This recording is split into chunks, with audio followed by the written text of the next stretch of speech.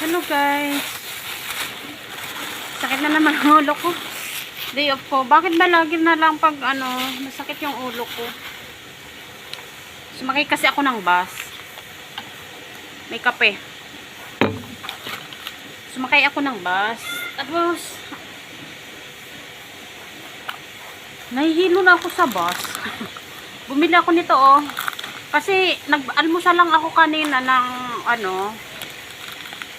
mag alas 3 na kasi. Ay kanina, alas 8:30.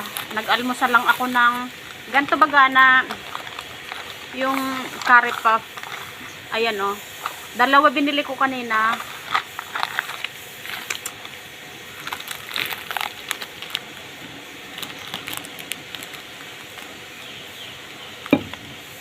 Dalawang curry puff yung binili ko kanina. Tapos, isa lang kinain ko. Sabi ko kanina, sa isip ko kanina, mag-ano na lang ako mamaya. Kain na lang ako ng yung brunch. Hindi ako nagtanghalian. Alas 3 na to. So, hindi ako nagtanghalian. Yung kanina, almusal ko lang yun. Kasi dalawa lang na yun dalawang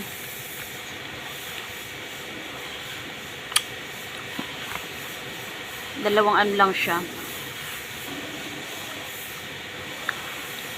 Dalawang curry puff ay isa lang kinain ko. So itong pagkain ko ngayon, na to? Lunch at saka dinner pinag-isa na.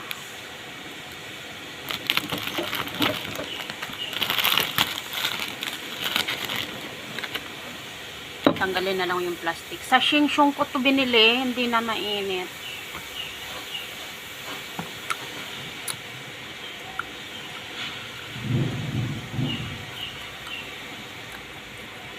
Wala akong kanin.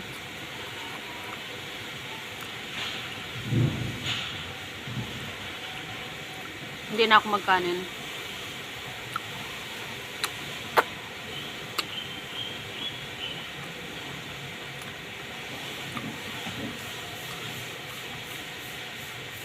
Doon sana kaso yung isang friend ko dati, ay andoon. Isang grupo sila. Kasi maingay, masakit yung ulo ko kasi lalong sumasakit yung ulo ko pag maingay. So dito na lang ako, nagdiretso ako dito. Ayun lang naman kasi malapit lang. Ayan ilang 20 meters siguro yan. Ang layo.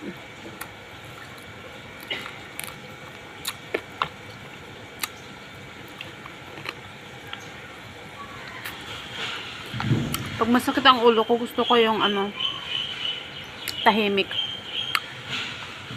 Kasi pag maingay, mas lalong sasakit ulo ko. Nung nakaraang linggo, masakit din ulo ko. Pag nagde-day off ako, masakit ang ulo ko.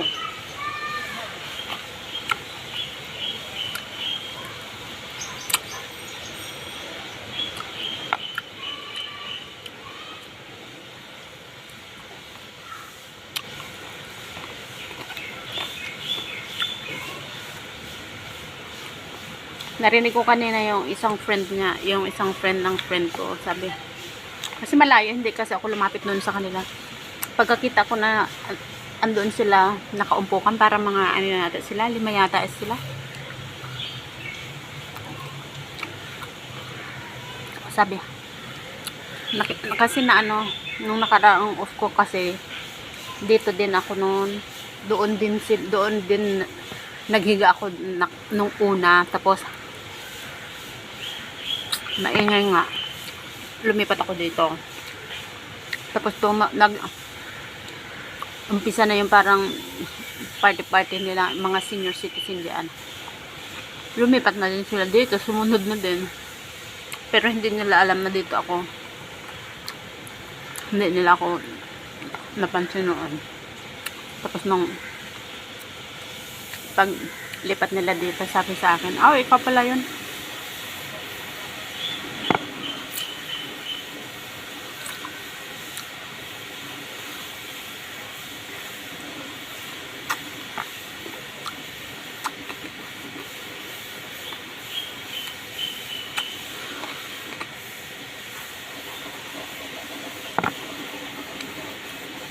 Narinig ko yung sabi ng friend na, ay siya oh, pasaan yun? Tapos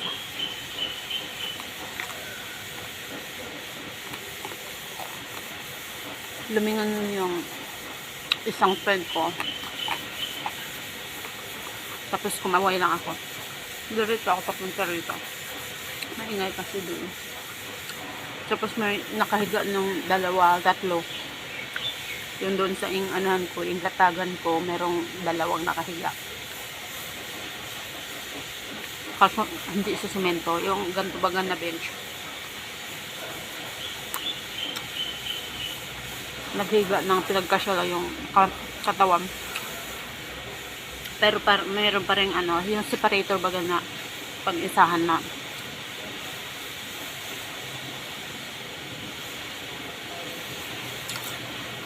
Upo lang, pero pwede naman yung katawan mo, yung binti mo ilusot mo doon sa harang.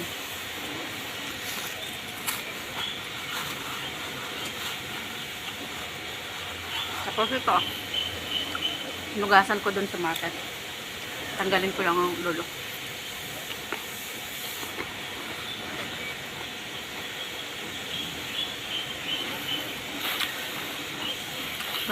Masarap kasi yung manok ko nga pag mayroong mga ganito pipino, dahil wala akong kanin.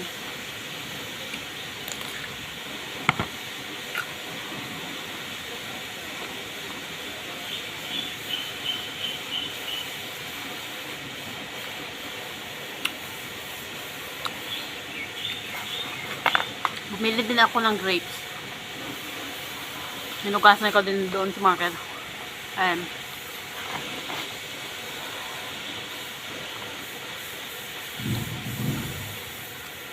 Kasi pag bibili ako ng kanin,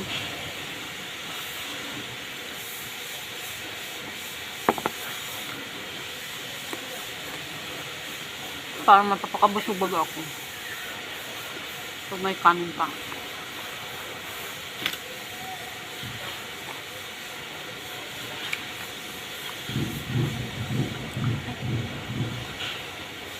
Napahigpit pala ang ko ng kape.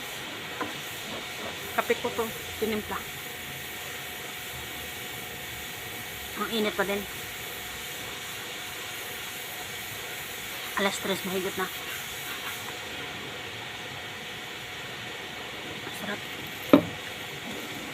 Tapos may tubig din ako.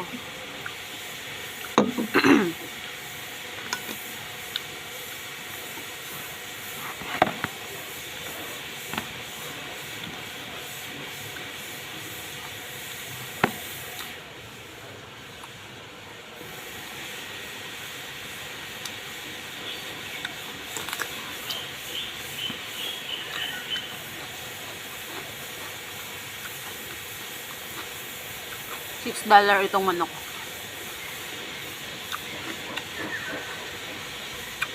Pag kumain din ako ng noodle soup, $6 din. So ito na lang.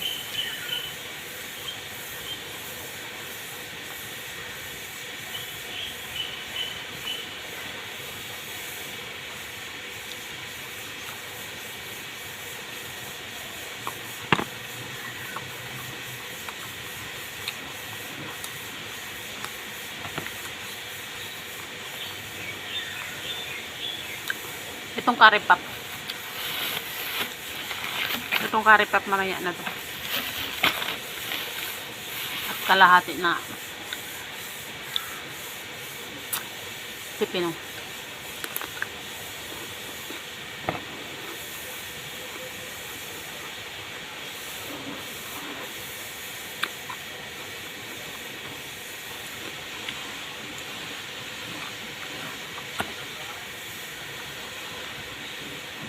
Naisip siguro nila bakit ayaw kong magpag.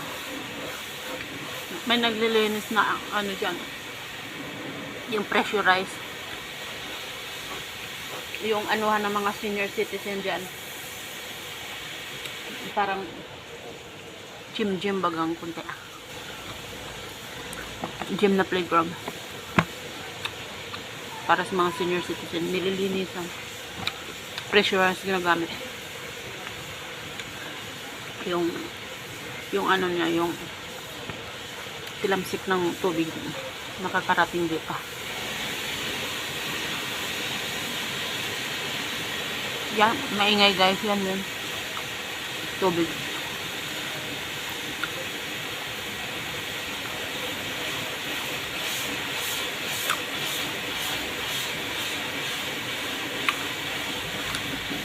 Siguro nila, kabayan, mga kasama baga ng friend ko.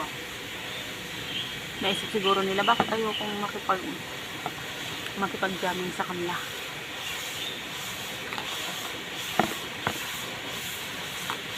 Tapos, narinig ko, sabi ng isa, nahiya siguro sa atin.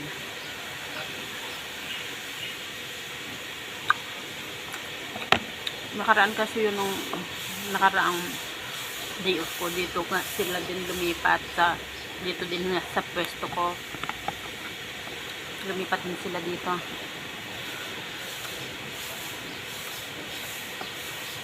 Hindi naman ako nakipag-ano sa kanila.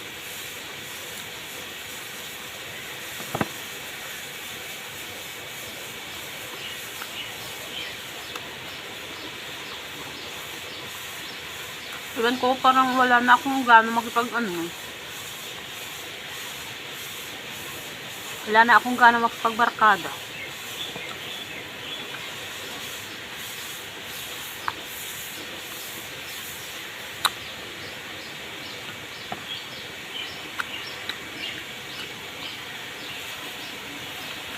Parang gusto ko na lang lagi ako nagsusolo.